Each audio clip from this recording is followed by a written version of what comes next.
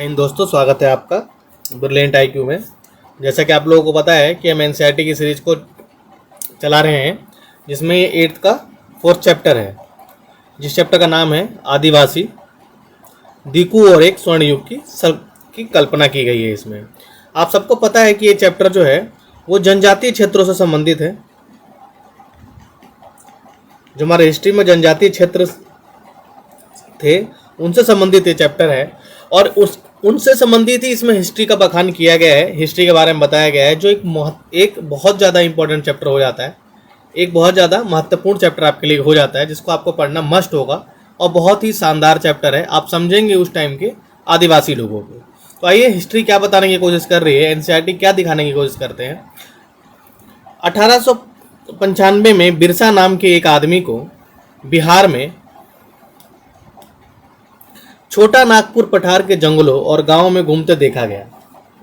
लोग कहते थे कि उसके पास चमत्कारी शक्तियां हैं, वह सारी बीमारियों को दूर कर सकता था और अनाज की छोटी सी ढेर को कई गुना बढ़ा देता था।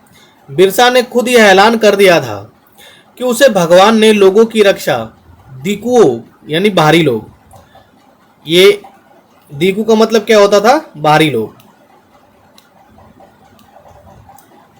की गुलामी से आज़ाद कराने के लिए भेजा है। कुछ समय के भीतर हजारों लोग बिरसा के पीछे चलने लगे। वे उसे भगवान मानते थे। उन्हें यकीन था कि उनकी समस्याएं दूर करने आया है। जो आदिवासी समूह थे वे बिरसा में एक भगवान को देखते थे। किसको? भगवान को। और ये इसको विष्णु का अवतार मानते थे। किसका अवतार? विष्णु का अवतार मानते थे बिरसा मुंडा को, क्योंकि आदिवासी समूह में उस टाइम पे अवतारवाद की बहुत ज़्यादा भूमिका रही थी। ये मानते थे कि जो बिरसा है, बिरसा मुंडा का नाम आपने सुना होगा ना, वही है बिरसा। ये जो बिरसा जी हैं, इनके पास चमत्कारी शक्तियां हैं,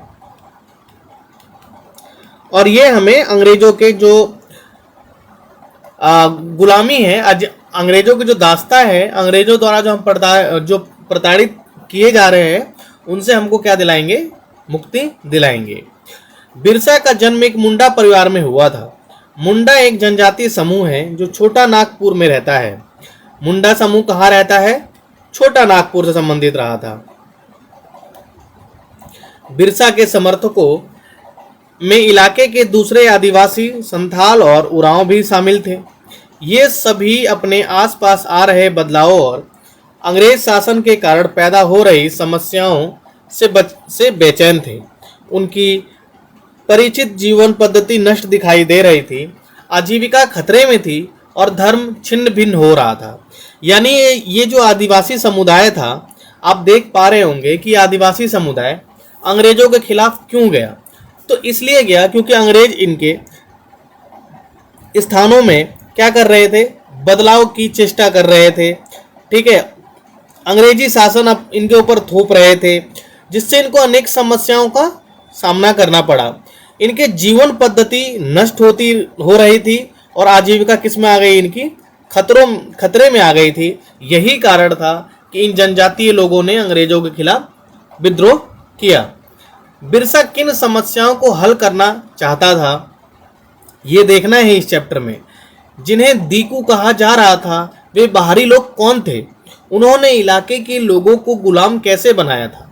अंग्रेजों के राज में आदिवासियों के साथ क्या हो रहा था? आदिवासियों का जीवन किस तरह बदल रहा था? इस अध्याय में हम ऐसे ही कुछ सवालों पर विचार करेंगे। ठीक है, ये जितने भी सवाल हैं, इन सबका आंसर आपको इस अध्याय में देखने के लिए मिलेगा। पिछले साल आपने आदिवासी समाजों के बारे में पढ़ा था। ज़्यादातर कबीलों की रीति रिवाज और रस्में ब्राह्मणों द्वारा निर्धारित रीति रिवाजों और रस्मों से बहुत अलग थी। इन समाजों में ऐसे गहरे सामाजिक भेद भी नहीं थे जो जाति पर आधारित समाजों में दिखाई देते हैं। एक कबीले के सारे लोग कुटुंब के बंधनों में बंधे होते थे, लेकिन इनका यह मतलब नहीं है कि आदिवासियों के बीच कोई आर्थिक सामाजिक फर्क नहीं था। मतलब आपने जो पीछे देखा, पीछे के चैप्टर में जब मैंने आपको पढ़ाया था तो आपको बताया था कि ज्यादातर जो रीति रिवाज कायम हो रहे थे समाज में वो ब्राह्मण प्रभुत्व से हो रहे थे, लेकिन इन जनजातियों ने उस ब्राह्मण प्रभुत्व के रीति रिवाजों को मानने से इनकार कर दिया। ये आदिवासी एक दूसरे से कुटुंब की भावना से जुड़े हुए थे, लेकिन इसका कतई भी ये अर्थ नहीं था कि इनकी आर्थिक और सामाजिक स्थिति एक जैसी थी। बिल्कुल नहीं। कुछ इनमें थोड़े ऊपर के तबके से संबंधित रहे थे तो कुछ नीचे के, यानी कुछ आर्थिक रूप से मजबूत थे तो कुछ सामाजिक रूप से। जनजातीय समूह किस तरह जीते थे, इनकी जीवन पद्धति क्या थी? 19वीं सदी तक देश के विभिन्न भागों में आदिवासी तरह तरह की गतिविधियों में सक्रिय थे। कुछ झूम खेती किया करते थे।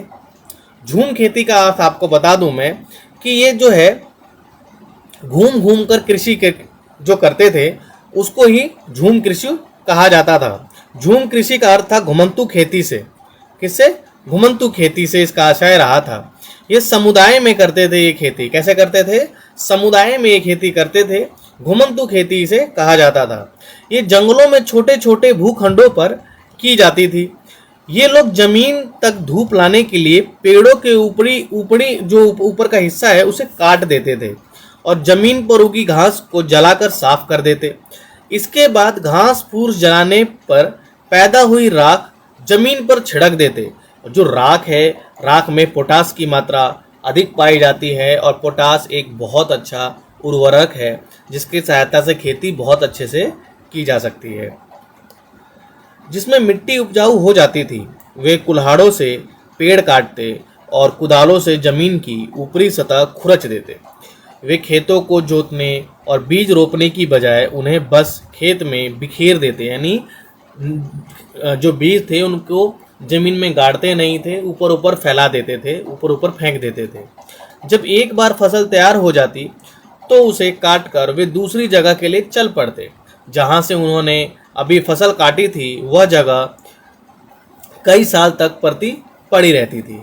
तो झूम कृषि आपको समझ में आ गया होगा। झूम कृषि क्या था कि ये जो पब्लिक थी घूम के क्या करती थी? कृषि करती थी समुदाय में। ये क्या करती थी? मान लीजिए कोई पेड़ है, यहाँ पे समुदाय पहुँचे, यहाँ पे धूप नहीं आ रही है तो इस पेड़ के ऊपरी भाग को काट के हटा दिया और जो घास यहाँ निकली इन घासों को साफ कर दिया। साफ करके इस घासों को जला देते थे। जलाने से जो राख मिलता उसको यहाँ छिड़क देते। इस छिड़कने में जो राख में पाया जाता है पोटाश, पोटाश से इनकी खेती अच्छी होती थी। खेती के बाद ये इस जगह को छोड़ के दूसरी जगह चले जाते और ये ज़मीन काफ़ी दिनों तक परती पड़ी रहती थी। जो परती थी वो क्या थी कि कुछ समय के लिए बिना खेती छोड़े जाने वाली ज़मीन, ताकि उसकी मिट्टी दोबारा उपजाऊ हो जाए। साल एक पेड़ का नाम है महुआ। आपने बिहार और पूर्वी उत्तर प्रदेश से जो बच्चे संबंधित होंगे उन्होंने इसका नाम जरूर सुना होगा। ये एक फूल जिसे खाया जाता है या शराब बनाने के लिए इस्तेमाल किया जाता है। घुमंतु किसान मुख्य रूप से पूर्वोत्तर और मध्य भारत की पर्वतीय जंगल पट्टियों में रहते थे। इन आदिवासी समुदायों की जिंदगी जंगलों में बेरोक टोक आवाजाही और फसल उगाने के लिए जमीन और जंगल के इस्तेमाल पर आधारित थी। वे केवल इसी तरीके से घुमंतु कृषि करते थे।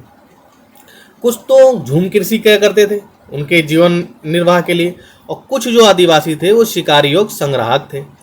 बहुत सारे इलाकों में आदिवासी समूह पशुओं का शिकार करके और वन्य उत्पादों को इकट्ठा करके अपना काम चलाते थे।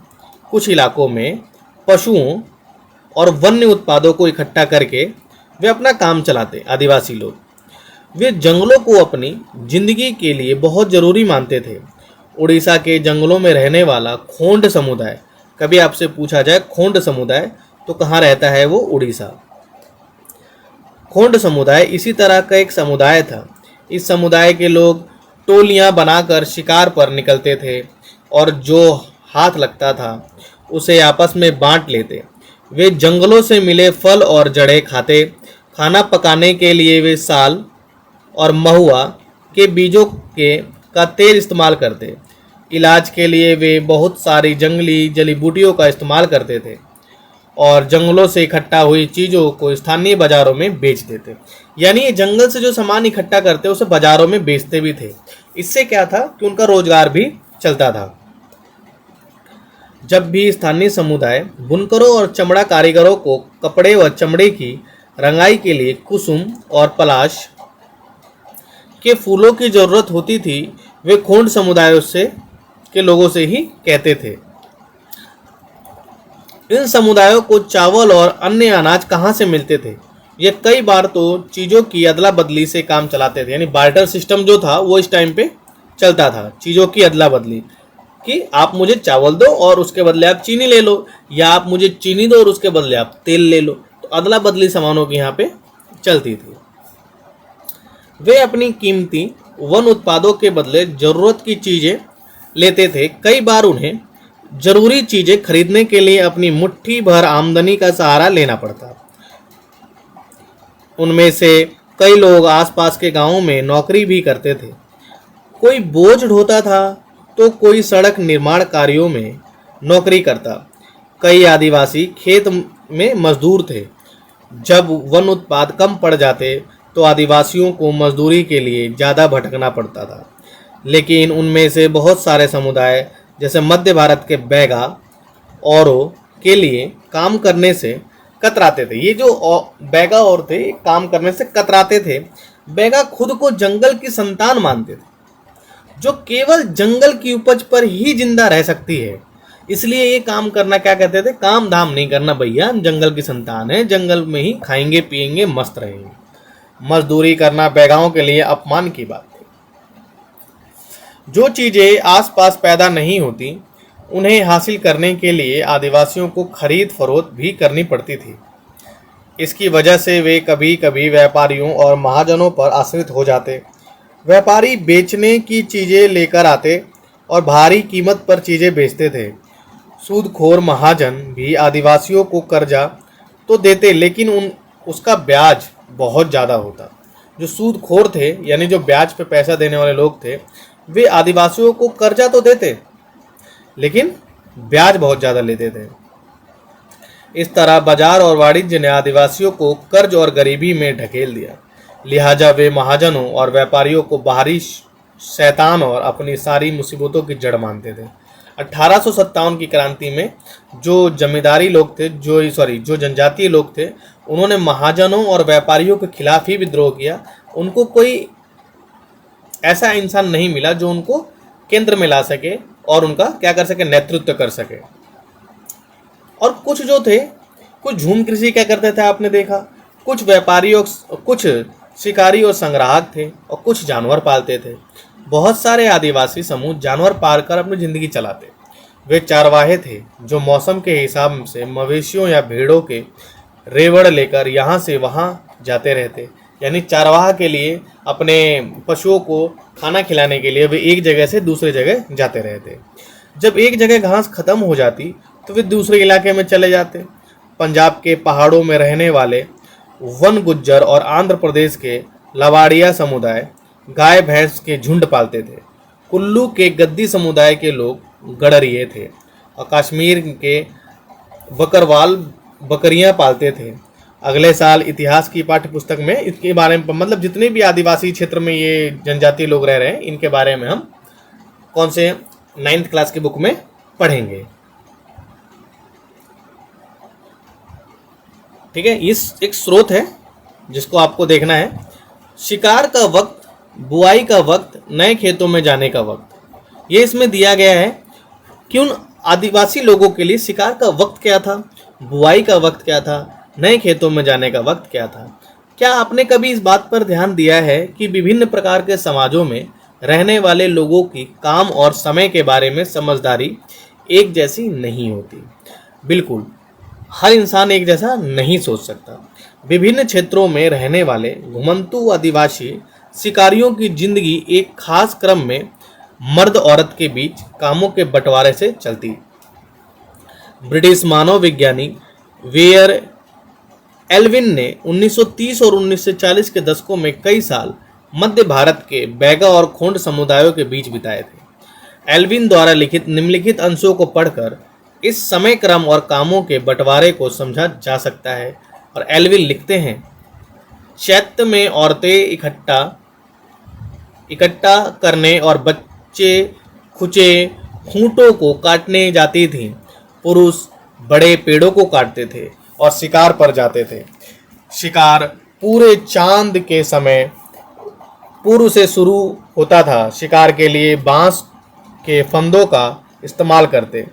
औरतें सागो, इमली और मशरूम आदि फल बीनकर लाती। बैगा औरतें तो केवल जड़ें या कंद इकट्ठा करती थी या महुआ के बीज इकट्ठा करती। मध्य भारत के आदिवासियों में बैगा सबसे अच्छा शिकारी माना जाता था। बैसाख में जंगलों को जलाया जाता। औरतें अधजली लकड़ियों को ईंधन के लिए बीन लेती थीं। आदमी शिकार पर जाते रहते, लेकिन गांव से दूर नहीं जाते। जेठ में बुआई होती और शिकार चलता रहता। देखिए कितना बढ़िया इन्होंने वहाँ रह के ये चीज़ बातें लिखी हैं। आंखों देखा हाल। आषाढ़ से भादो तक मर्द खेतों में काम करते। मर्द और स्त्रियों के काम में बंटवारा था यहाँ पर। कुआर में फलियां आने लगती और कार्तिक कुटकी में पक जाती थी। अगहन में सारी फसल तैयार हो जाती और पूस में पटसन किया जाता। नाच गाना और शादियां भी पूस के महीने में ही होती। माघ में पुरुष एक बेबड़ की तरफ चल देते थे। इस दौरान शिकारी व चीज़ों का संग्रह ही जीने की मुख्य गतिविधि होती थी। यह चक्र पहले साल का होता था। दूसरे साल शिकार के लिए ज़्यादा समय मिल जाता था, क्योंकि केवल कुछ फसलों की ही बुआई कटाई होती थी। क्योंकि भोजन काफ़ी होता था, इसलिए पुरुष बेवड़ों में ही रहते थे।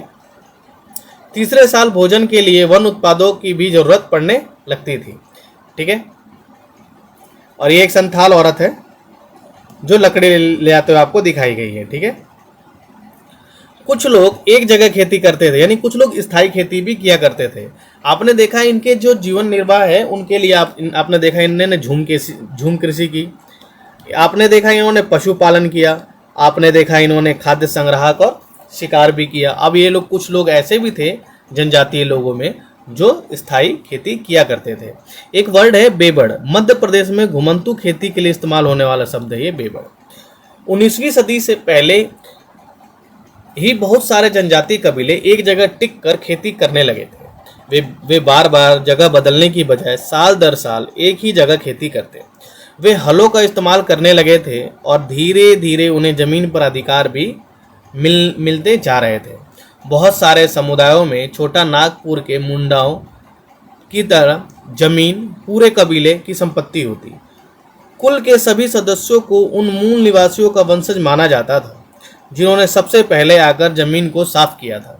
लिहाजा जमीन पर सभी का बराबर हक होता था।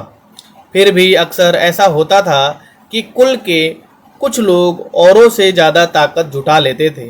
कुछ मुखिया बन जाते और बाकी उनके अनुयायी होते थे। जो ताकतवर होते वे खुद खेती करने की बजाय अक्सर अपनी ज़मीन बटाई पर दे देते। ब्रिटिश अफसरों को गोंड और संथाल जैसे एक जगह ठहर कर रहने वाले आदिवासी समूह संग्राहक या घुमंतू खेती करने वालों के मुकाबले ज़्यादा सभ्य दिखाई देते हैं। जंगलों में रहने वालों को जंगली और बर्बर माना जाता। अंग्रेजों को लगता था कि उन्हें स्थायी रूप से एक जगह बसना और सभ्य बनाना जरूरी है। औपनिवेशिक शासन से आदिवासियों के जीवन पे क्या असर पड़ा? ये बहुत एक इम्पोर्टेंट क्वेश्चन है। कभी आप इस चीज़ पे विचार करें तो खुद से भी बहुत सारे विचार किए जा सकते हैं। जैसे सांस्कृतिक जीवन में छेड़छाड़ किया गया, उनके जीविकोपार्जन में छेड़छाड़ किया गया, उनके जंगलों के साथ छेड़छाड़ किया गया, उनके धर्म के साथ छेड़छाड़ किया गया। ठीक है, बहुत सारे रीजंस हैं। ब्रिटिश शासन के दौरान आदिवासी समूह का जीवन बदल गया। देखते हैं कैसे बदल गया। आदिवासी मुखियाओं का क्या हुआ? अंग्रेजों के आने से पहले बहुत सारे इलाके में आदिवासियों के मुखियाओं का महत्वपूर्ण स्थान होता। उनके पास औरों से ज़्यादा आर्थिक ताकत होती और वे अपने इलाके पर नियंत्रण रखते। कई जगह उनकी अपनी पुलिस होती थी और वे जमीन एवं वन प्रबंधन के स्थानीय नियम खुद बनाते। कौन? आदिवासी समुदायों के मुखिया। ब्रिटिश शासन के तहत आदिवासी मुखियाओं के कामकाज और अधिकार काफ़ी बदल गए। उन्हें कई गांवों पर जमीन का मालिकाना तो मिल रहा, लेकिन उनकी शासकीय शक्तियाँ छीन गईं। मतलब इनको अप्रत्यक्ष तौर पर गांवों का मालिक बनाया गया, लेकिन शासन की शक्तियाँ ब्रिटिश सरकार ने इनसे छीन ली गांव के मुखियाओं से, और उन्हें ब्रिटिश अधिकारियों द्वारा बनाए गए नियमों को मानने के लिए बाध्य कर दिया गया। उन्हें अंग्रेजों को नजराना देना पड़ता और अंग्रेजों के प्रतिनिधि की हैसियत से अपने समूहों को अनुशासन में रखना होता था। पहले उनके पास जो ताकत थी अब वह नहीं रही। वे परंपरागत कामों को करने से लाचार हो गए। घुमंतू काश्तकारों का क्या हुआ हमने देख लिया। जो मुखिया थे उनका क्या हुआ। मुखियाओं की ताकत एक तरह से अंग्रेजों के हाथ में चली गई थी। अब जो घुमंतू काश्तकार थे उनका क्या हुआ। ऐसे समूहों से अंग्रेजों को काफ़ी परेशानी थी, जो यहाँ वहाँ भटकते रहते और एक जगह ठहर कर नहीं रहते। वे चाहते थे कि आदिवासियों के समूह एक जगह स्थायी रूप से रहें और खेती करें। स्थायी रूप से एक जगह रहने वाले किसान को नियंत्रित करना आसान था। ये अंग्रेजों का कहना था कि घूमने वाले लोगों को कैसे नियंत्रित किया जाए। भाई एक जगह आप टिक जाइए, आपको हम नियंत्रित करेंगे। ये अंग्रेजों की सोच थी। अंग्रेज अपने शासन के लिए आमदनी का नियमित स्रोत भी चाहते थे। एक जगह आप खेती करेंगे तो नियमित स्रोत से हमारे पास आमदनी भी आएगी। फलस्वरूप उन्होंने जमीन के बारे में कुछ नियम लागू कर दिए। उन्होंने जमीन को माप कर प्रत्येक व्यक्ति का हिस्सा तय कर दिया। उन्होंने यह भी तय कर दिया कि किसे कितना लगान देना होगा। कुछ किसानों को भूस्वामी और दूसरे को पट्टेदार घोषित किया गया। जैसा कि आप देख चुके हैं, अध्याय 2 में आपको पढ़ाया था मैंने। पट्टेदार अपने भूस्वामियों का भाड़ा चुकाते थे और भूस्वामी सरकार को लगान देते। झूम काश्तकारों को स्थायी रूप से बसने की अंग्रेजों की कोशिश बहुत कामयाब नहीं रही। जहाँ पानी कम हो और मिट्टी सूखी हो, वहाँ हलों से खेती करना आसान नहीं होता, बल्कि हलों की मदद से खेती करने वाले झूम काश्तकारों को अक्सर नुकसान ही हुआ। मतलब झूमों को एक जगह स्थायी खेती करने से झूम कृषि करने वालों को इससे कोई फायदा नहीं हुआ, सिर्फ नुकसान ही नुकसान हुआ, क्योंकि उनके खेत अच्छी उपज नहीं दे पा रहे थे। इसलिए पूर्वोत्तर राज्यों को झूम काश्तकार इस बात पर अड़ रहे थे कि उन्हें परंपरागत ढंग से ही जीने दिया जाए। मतलब हम पे कोई प्रेशर ना दो कि हम कहाँ कृषि कर रहे हैं और कहाँ नहीं कर रहे हैं, हमें अपने तरीके से आप जीने दो। व्यापक विद्रोह के फलस्वरूप अंग्रेजों को आखिरकार उनकी बात माननी पड़ी और ऐसे कबीलों को जंगल के कुछ हिस्से में घुमंतू खेती की छूट दी गई। वन कानून और उनके प्रभाव। अंग्रेजों द्वारा जो वन कानून बनाए गए उनका क्या प्रभाव रहा जनजातीय क्षेत्रों पर, इसके बारे में यहाँ पे देखते हैं। जैसा कि आपने देखा है, आदिवासी समूह का जीवन जंगलों से जुड़ा हुआ था, अतः वन कानून में आए बदलाव से आदिवासियों के जीवन पर भी भारी असर पड़ा। अंग्रेजों ने सारे जंगलों पर अपना नियंत्रण स्थापित कर लिया था और जंगलों को राज्य की संपत्ति घोषित कर दिया था। अंग्रेजों ने जो आदिवासी समुदाय का जो जंगल था उसे राज्य की संपत्ति घोषित कर दिया। ये उनको कैसे बर्दाश्त होता। कुछ जंगलों को आरक्षित वन घोषित कर दिया गया कि यहाँ पे कोई आएगा जाएगा ही नहीं, आरक्षित है। और आदिवासियों के वो घर हुआ करते थे, तो आदिवासियों को ये भी मंजूर नहीं था। ये ऐसे जंगल थे जहाँ अंग्रेजों की ज़रूरतों के लिए इमारती लकड़ी पैदा होती थी। इन जंगलों में लोगों को स्वतंत्र रूप से घूमने, झूम खेती करने, फल इकट्ठा करने, पशुओं का शिकार करने की इजाज़त नहीं थी। ऐसी सूरत में झूम काश्तकार किस तरह जिंदा रह सकते थे। इसलिए उनमें से बहुतों को काम और रोजगार की तलाश में मजबूरन दूसरे इलाकों में जाना पड़ा। जैसे ही अंग्रेजों ने जंगलों के भीतर आदिवासियों के रहने पर पाबंदी लगा दी, उनके सामने एक समस्या पैदा हो गई। समस्या थी कि रेलवे स्लीपर्स के लिए पेड़ काटने और लकड़ी को एक जगह से दूसरी जगह ले जाने के लिए मजदूरों का इंतजाम कहाँ से लाई जाए। अब आपने लकड़ी तो काट दी, अब मजदूर कहाँ से लाए जाएं इनको आगे तक ले जाने के लिए। तो क्या किया अपने सरकार ने, औपनिवेशिक अधिकारियों ने इसका भी एक हल ढूंढ लिया। वो हर चीज़ का हल ढूंढ रहे तो भाई इसका भी ढूंढ लिया। थे तो तेज ही अंग्रेज, भाई अंग्रेज ही थे। भारत को बर्बाद करने में इनने कोई भी कसर नहीं छोड़ी। उन्होंने तय किया कि झूम काश्तकारों को जंगल में जमीन के छोटे टुकड़े दिए जाएंगे और उन्हें वहाँ खेती की भी छूट होगी, बशर्ते गांव में रहने वाले लोगों को वन विभाग के लिए मजदूरी करनी होगी और जंगलों की देखभाल करनी होगी। इस तरह बहुत सारे इलाकों में वन विभाग ने सस्ते श्रम की आपूर्ति सुनिश्चित करने के लिए वन गांव बसा दिए। स्लीपर, स्लीपर का मतलब होता है लकड़ी के 36 तख्ते जिन पर रेल की पटरियां बिछाई जाती हैं। एक स्रोत है, अंग्रेजों के इस देश में जीना कितना कठिन है। अंग्रेजों के इस देश में जीना कितना कठिन है। 1930 के दशक में वेरियर एल्विन ने मध्य भारत में रहने वाले बैगा आदिवासियों के इलाकों का दौरा किया। एल्विन ने लोगों के रीति रिवाज, उनकी कला, लोक संस्कृति को जानना चाहते थे। उन्होंने बैगाओं के बहुत सारे गीत इकट्ठे किए जिनमें इस बात पर शिकायत की गई कि अंग्रेज के शासन में बैगा कितने बुरे दौर से गुजर रहे हैं। अंग्रेजों के इस देश में जीना कितना मुश्किल है। जमींदार बैठा है गांव में, दरवाजे में कोतवार, बागीचे में पटवारी, खेत में सरकार। अंग्रेजों के इस देश में जीना कितना है मुश्किल। पशु कर अदा करने के लिए बेचते हैं गाय, तो भैंस बेचते हैं जंगल कर के लिए। बैलों को बेचकर अदा करते हैं लगान, भोजन पाए कहाँ से। अंग्रेजों के इस देश में जीना है कितना मुश्किल। वाह, क्या कविता लिखी थी इन जनजातीय लोगों ने। बहुत सारे आदिवासी समूहों ने औपनिवेशिक वन कानूनों का विरोध किया। उन्होंने नए नियम का पालन करने से इनकार किया। उन्हीं तौर तरीकों से चलते रहे जिन्हें सरकार गैर कानूनी घोषित कर चुकी है। कई बार उन्होंने खुलेआम बगावत कर दी। 1906 में सोंग्रम संगमा द्वारा असम में और 1930 के दशक में मध्य भारत में हुआ वन सत्याग्रह इसी तरह का विद्रोह थे। व्यापार की समस्या। 19वीं शताब्दी के दौरान जनजातीय समूह ने पाया कि व्यापारी और महाजन जंगलों में जल्दी आने लगे हैं। वे वन उपज खरीदने, नगद कर्जा देने और आदिवासियों को मजदूरी पर रखने के लिए आ रहे थे। इन सारे बदलाव से क्या असर पड़ने वाले हैं, यह समझने में आदिवासी कुछ समय लग गया। अब आदिवासियों की जमीन भी बेची जाने लगी। किसे? आदिवासियों की जमीनें भी बेची जाने लगी बड़े बड़े काश्तकारों को, वन विभागों को। यह समझने के लिए आइए रेशम उत्पादों की स्थिति देखें। 18वीं सदी में भारतीय रेशम की यूरोपीय बाजारों में भारी मांग थी। भारतीय रेशम की अच्छी गुणवत्ता सबको आकर्षित करती थी और भारत का निर्यात तेजी से बढ़ रहा था। जैसे जैसे बाजार फैला, ईस्ट इंडिया कंपनी के अफसर इस मांग को पूरा करने के लिए रेशम उत्पाद पर जोर देने लगे। वर्तमान झारखंड में स्थित हजारीबाग के आसपास रहने वाले संथाल रेशम कीड़े पालते थे।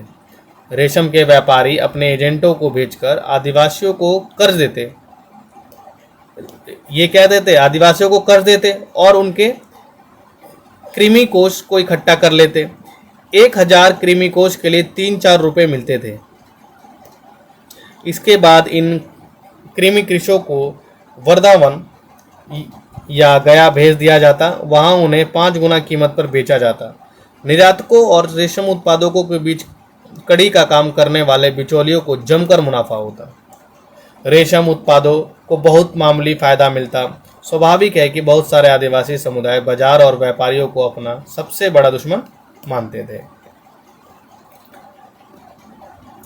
काम की तलाश में जो ये बाहर गए थे आदिवासी, उनके बारे में, काम की तलाश में घर से दूर जाने वाले आदिवासियों की दशा तो और भी खराब थी। 19वीं सदी के आखिरी से ही चाय बागान फैलने लगे थे।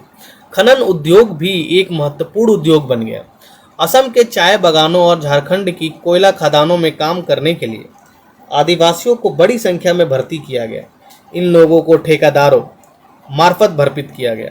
ये ठेकेदार न केवल उन्हें बहुत कम वेतन देते बल्कि उन्हें वापस घर भी लौटने नहीं देते थे।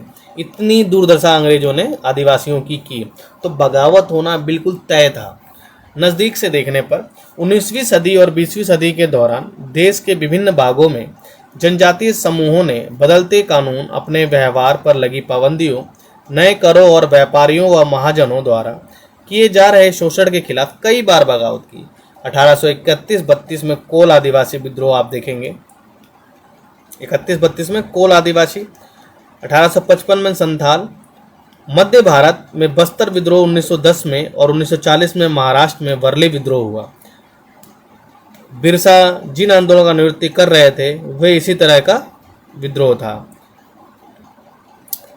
बिरसा मुंडा के बारे में जरा देखते हैं। बिरसा का जन्म 1870 के दशक के मध्य में हुआ। उनके पिता गरीब थे। बिरसा का बचपन भेड़ बकरियां चराते, बांसुरी बजाते और स्थानीय अखाड़ों में नाचते गाजते बीता। उनकी परवरिश मुख्य रूप से बोडोहा बोहोड़ा के आसपास के जंगलों में हुई थी। गरीबी से लाचार बिरसा के पिता को काम की तलाश में जगह जगह भटकना पड़ता। लड़कपन में ही बिरसा ने अतीत में हुए मुंडा विद्रोहों की कहानी सुन ली थी। उन्होंने कई बार समुदाय के सरदारों मुखियाओं के विद्रोह का आह्वान करते देखा था। बिरसा के समुदाय के लोग ऐसे स्वर्ण युग की बात किया करते जब मुंडा लोग दीकू यानी विदेशी के उत्पीड़न से पूरी तरह आजाद थे। विदेशी किसको कहा गया है? अंग्रेजों को। सरदार का कहना था कि एक बार फिर उनके समुदाय के परंपरागत अधिकार बहाल किए जाएंगे। वे खुद को इलाके के मूल निवासियों का वंशज मानते थे और अपनी जमीन की लड़ाई लड़ रहे थे। वे लोगों को याद दिलाते थे कि उन्हें अपना साम्राज्य वापस पाना है। बिरसा स्थानीय मशीनरी स्कूल में जाने लगे, जहां उन्हें मशीनरियों के उपदेश सुनने का मौका मिला। वहां भी उन्होंने यही सुना कि मुंडा समुदाय स्वर्ग की साम्राज्य हासिल कर सकता है और अपने खोए हुए अधिकार वापस पा सकता है। अगर वे अच्छे ईसाई बन जाएं और अपनी खराब आदतें छोड़ दें तो ऐसा हो सकता है। बाद में बिरसा ने एक जाने माने वैष्णव धर्म प्रचारक के साथ भी कुछ समय बिताया। उन्होंने जनेऊ धारण किया और शुद्धता और दया पर जोर देने लगे। अंग्रेजों ने अपने स्कूल में पढ़ाया कि अगर बिरसा मुंडा जनजाति के लोग ईसाई धर्म अपना लें तो स्वर्ग तक जा सकते हैं। ये कौन सी बात हुई भाई? देखो कितना अपनी किशोरावस्था में बिरसा जिन विचारों के संपर्क में आए उनसे वह काफ़ी गहरे तौर पर प्रभावित थे। बिरसा का आंदोलन आदिवासी समाज को सुधारने का आंदोलन था। उन्होंने मुंडाओं से आह्वान किया कि वे शराब पीना छोड़ दें, गांवों को साफ रखें, डायन व जादू टोने में विश्वास ना करें। यहाँ ध्यान देने वाली बात यह है कि बिरसा ने मशीनरी और हिंदू जमींदारों का भी लगातार विरोध किया। वह उन्हें बाहर का मानते और मुंडा जीवन शैली को नष्ट कर रहे थे। 1895 में बिरसा ने अपने अनुयायियों से आह्वान किया कि वे अपने गौरवपूर्ण अतीत को पुनर्जीवित करने के लिए संकल्प लें। वह अतीत के एक ऐसे स्वर्ण युग सतयुग की चर्चा करते थे जब मुंडा लोग अच्छा जीवन जीते, तटबंध बनाते, कुदरती झरनों को नियंत्रित करते, पेड़ और बाग लगाते थे, पेट पालने के लिए खेती करते। उस काल्पनिक युग में मुंडा अपने बिरादरों और रिश्तेदारों का खून नहीं बहाते, वे ईमानदारियों से जीते थे। बिरसा चाहते थे कि लोग एक बार अपनी ज़मीन पर खेती करें, एक जगह टिक कर रहें और अपने खेतों पर काम करें। अंग्रेजों को बिरसा आंदोलन के राजनीतिक उद्देश्य से बहुत ज़्यादा परेशानी थी। यह आंदोलन मशीनरियों, महाजनों, हिंदू भूस्वामियों और सरकार को बाहर निकालकर बिरसा नेतृत्व मुंडा स्थापित करना चाहता था। वैष्णव क्या है? विष्णु की पूजा करने वाले वैष्णव कहलाते हैं। ये एक लहू लुहान मेरे कंधे, मुंडा आदिवासियों के गीतों में उनके कष्ट झलकते हैं। क्या गीत? हाय कोहलू के बल की तरह में लहू लुहान मेरे कंधे, जमींदार के दूत दिन और रात करते हैं मुझे परेशान, बड़बड़ाता हुआ हूँ मैं यही दिन रात। हाय मेरी ये हालत, नहीं है मेरा कोई ठिकाना, नहीं है मेरी कोई खुशियाँ। बहुत परेशान किया गया भैया। यह आंदोलन इन्हीं ताकतों को मुंडाओं की सारी समस्याओं व कष्टों का स्रोत मानता था। अंग्रेजों की भूनीतियाँ उनकी परंपरागत भूमि व्यवस्था को नष्ट कर रही थी।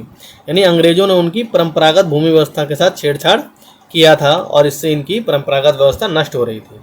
हिंदू भूस्वामी और महाजन उनकी जमीन छीनते जा रहे थे और मशीनरी उनकी परंपरागत संस्कृति की आलोचना करते। जब आंदोलन फैलने लगा तो अंग्रेजों ने सख्त कार्रवाई का फैसला लिया। उन्होंने 1895 में बिरसा को गिरफ्तार किया और दंगे फसाद के आरोप में 2 साल की सजा सुनाई। 1857 में जेल से लौटने के बाद बिरसा समर्थन जुटाते हुए गांव-गांव घूमने लगे। उन्होंने लोगों को उकसाने के लिए परंपरागत प्रतीकों और भाषा का इस्तेमाल किया। वे आह्वान कर रहे थे कि उनके नेतृत्व में साम्राज्य की स्थापना के लिए रावण यानी दीकू यानी यूरोपीय की तबाह कर दे। बिरसा के अनुयायी दीकू और यूरोपीय सत्ता के प्रतीकों को निशाना बनाने लगे। उन्होंने थाना और चर्चों पर हमले किए, महाजनों व जमींदारों की संपत्तियों पर धावा बोल दिया। सफ़ेद झंडा बिरसा राज का प्रतीक था। सन 1900 में बिरसा की हैजे से मृत्यु हो गई और आंदोलन ठंडा पड़ गया। यह आंदोलन 2 मायनों में महत्वपूर्ण था। पहला, इसने औपनिवेशिक सरकार को ऐसे कानून लागू करने के लिए मजबूर किया जिनके जरिए दीकू लोग आदिवासियों की जमीन पर आसानी से कब्जा ना कर सकें। और दूसरा, इसने एक बार फिर जता दिया कि अन्याय का विरोध करने और औपनिवेशिक शासन के विरुद्ध अपने गुस्से को अभिव्यक्त करने में आदिवासी सक्षम है। ये खुद कर सकते हैं, इनको किसी की ज़रूरत नहीं है। उन्होंने अपने खास अंदाज में अपनी खास रस्मों और संघर्ष के प्रतीकों के जरिए इस काम को अंजाम दिया। अन्य तथ्य, हमें नकदी की क्या ज़रूरत पड़ी। ऐसे बहुत सारे कारण हैं जिनकी वजह से आदिवासी और अन्य सामाजिक समूह प्रायः बाजार के लिए पैदावार नहीं करना चाहते थे। पापुआ न्यू गिनी के इस राजनीतिक गीत में इस बात की झलक मिलती है कि वहाँ के आदिवासी बाजार को किस तरह देखते हैं। कहते हैं, नकदी है बेकार का कूड़ा करकट, बारिश ये रोक नहीं सकती और देती है तकलीफ़ें। इन सरकारी मठाधीशों के लिए क्यों जोश से करूँ काम, क्यों करूँ नारियल के पेड़ पर। तो यह नकदी की फसलें अच्छी, लेकिन श्रीमान मुझे बताएं, अगर खरीदने को नहीं है कुछ तो मैं चिंता करूं क्यों। ये कुछ क्वेश्चन आंसर है, ये रिक्त स्थान है जिसको आपको भरना है, चैप्टर को पढ़ना है अच्छे से और ये आपको करना है, ये आपका काम है, होमवर्क है ये आपका, इसको आपको छोड़ना नहीं है।